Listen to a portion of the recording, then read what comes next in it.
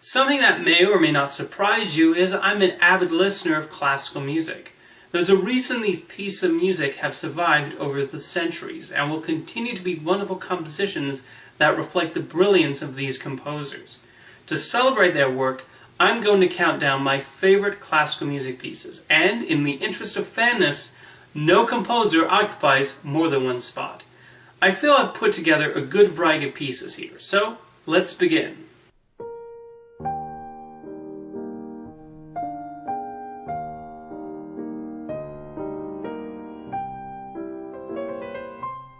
As the name of the piece suggests, this music is a reflection of the nighttime, and Chopin really manages to capture that moment when everything is dark, the streets are quiet, and the crickets are chirping.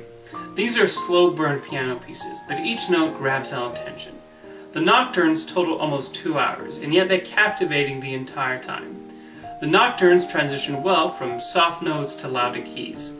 They're just really relaxing pieces, and one of many beautiful compositions written by Chopin.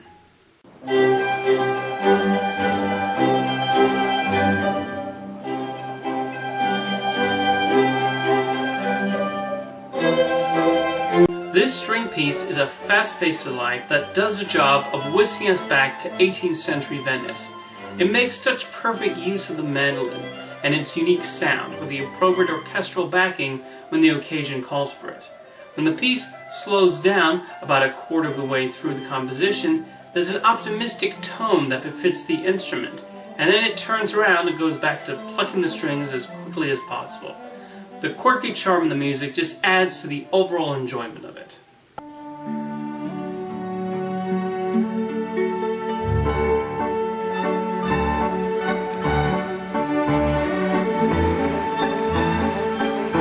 For a lot of people, this music conjures up the image of spinning ballerinas. For others, they think of space stations out in the vastness of the cosmos. I think that's a key to the timelessness and universality of this piece.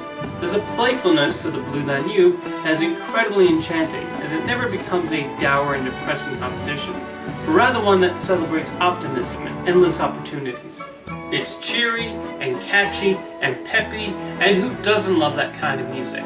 The various instruments of the orchestra combine for a delightful melody, and Strauss takes full advantage of every section.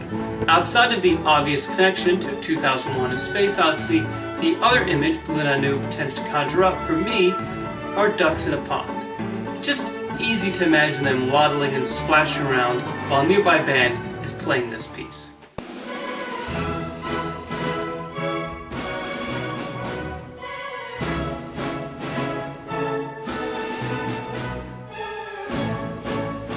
You may notice a theme of my picks, as they tend to be rather fast-paced compositions, but I guess I find something immediately appealing about classical pieces where the music is running through the orchestra at top speed. The Thieving Magpie is one such composition, with a story involving a war deserter and the chase for missing cutlery. So you can imagine why the music gets so chaotic and frantic.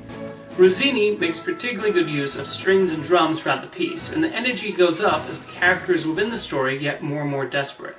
Yet there's a comedic air to the Thieving Magpie that makes it a delightful and listenable piece, whether you know the story, which to be honest I only learned this week, or not.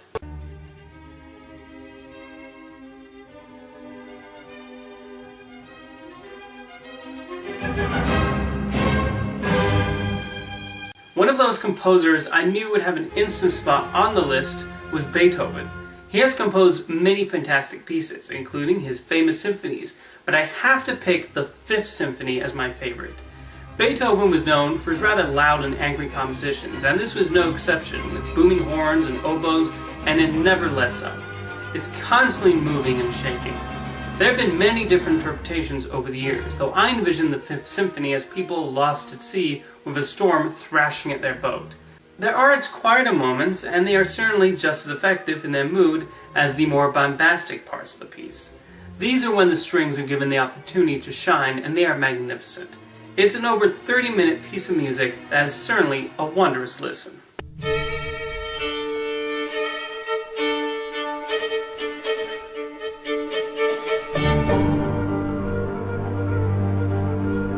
This is a composition that always makes me think of Halloween, as the music immediately brings to mind ghosts coming out at night.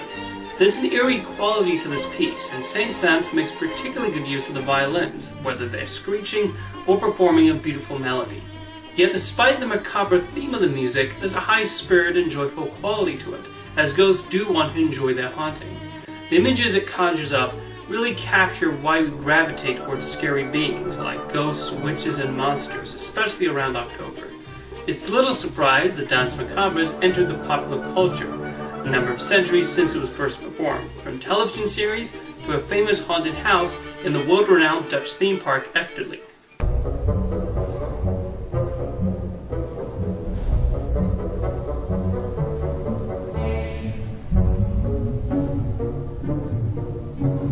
This is actually a rather short piece of music, written for the Norwegian play Peter Gynt, but it's such a wonderful little tune, I had to include it on this list. The story within the play involved Peter coming across a hole where trolls and goblins live, and it's definitely fitting music for such an occasion.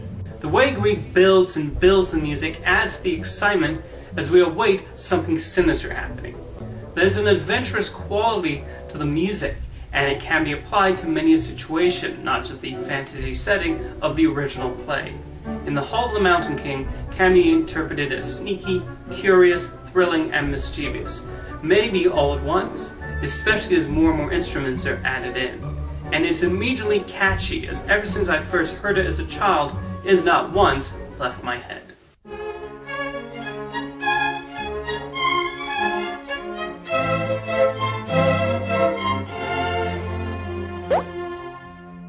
Initially, I'd intended to only include pieces performed before the 20th century. However, upon finding out that would make Peter and the Wolf, written in 1936, ineligible for this list, I decided to make an exception. This is maybe the best example of a classical music piece that pairs specific instruments to characters in a story. From the opening, where Peter makes his introduction via string instruments, it becomes easy to visualize. Throw in the duck with the oboe, the cat with the clarinet, the bird with the flute, and the other characters, and this becomes a delightful teaching tool of the entire orchestra. That the story is a fun and well-crafted one makes Peter and the Wolf even more enjoyable. Of course, there have been various iterations with some notable narrators and even some superb animated adaptations, but I tend to find myself going back to the classic instrumentals just to admire the beautiful notes crafted by Prokofiev.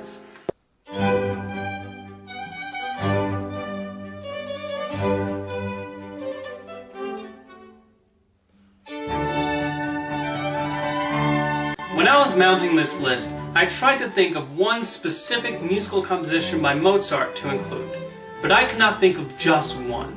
There's a reason he's so often named the best classical composer in history. The many symphonies, concertos, and string quartets he composed were spectacular, the most beautiful melodies imaginable. Whenever I listen to his music, it always amazes me how this man could craft as many wondrous pieces, beginning in his childhood and continuing on until his far too young death. His music could be light and whimsical, dark and brooding, romantic and passionate. Upon putting this video on my schedule, Mozart was the first composer I knew I had to include. He really was that brilliant, and his music will forever be played as long as concert halls remain in existence. Sorry, Salieri. And my favorite classical music piece is...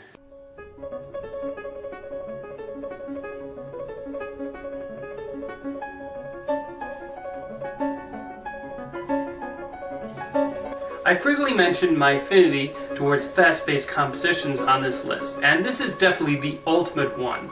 It does start off slowly as Liszt builds up our interest. It's dramatic and almost foreboding at first, but then it eventually slips into a lighter mood about 6 minutes in. The beat gets faster and crazier and it never lets go. There's a joy in execution in that section of the Rhapsody as the instruments seem to compete for who can play the quickest. The whole piece just spins more and more out of control as we attempt to keep up. It just makes one admire the piece even more, as this cannot be an easy composition to play, whether it's a lone piano player or a full orchestra. And okay, I admit, part of my affection for the Hungarian Rhapsody is how it's been used in many cartoons over the years. From Mickey Mouse to Tom and Jerry to Bugs Bunny to Animaniacs, if you've watched your fair share of animation, you've heard this tune match perfectly some of our favorite cartoon characters. But who can blame writers and animators for wanting to use Franz Liszt's wild and, dare I say, loony piece? However, even by itself, I frequently enjoy listening to it. So that was my list. Let me know what your favorite classical music pieces are, and I'll see you next time.